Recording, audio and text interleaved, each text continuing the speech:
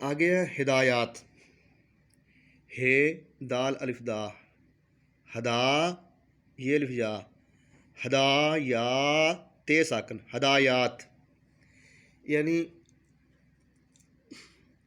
قاعدے کے ساتھ ساتھ آپ کو مختصر جو ہے اس کی تفصیل ملے گی، اس کی تشریح ملے گی، اس کے اصول ملیں گے، ٹھیک ہے.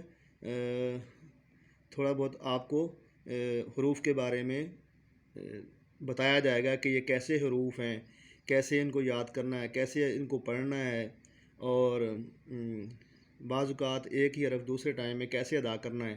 تو اس ساری چیزیں جو ہے نا، حاشیہ، یہ حاشیہ ہے اس کا، یہاں سے لے کر یہاں تک، یہ اسے کہتے ہیں حاشیہ. تو یہ بھی حاشیہ ہوگا. تو یہ حاشیے کے اندر آپ کو وضاحت کی جائے گی.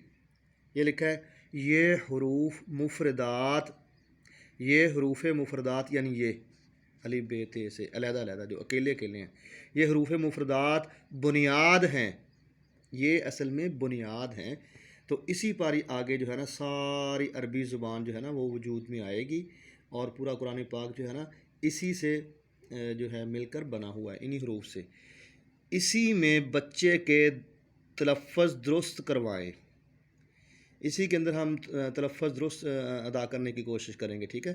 اور حروف کے نقطے، یہ جو ہے نا نقطے، با کے نیچے ایک نقطہ ہے، یہ تا کے اوپر یہ دو، ایک دو نقطے، یہ سا کے اوپر ایک دو تین نقطے، اور حروف کے نقطے بھی یاد کروائیں.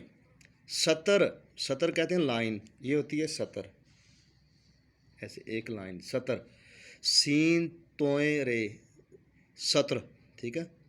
سطر کے آخر سے، یعنی آخر سے ایسے جیم سا تا، سطر کے آخر سے دائیں، ایسے دائیں رائٹ سائڈ، تو یہ رائٹ سائڈ جا رہی ادھر، اور اوپر سے نیچے، اوپر سے نیچے ایسے الف ہا زا، یعنی ایسے بھی پڑھائیں، ٹھیک ہے.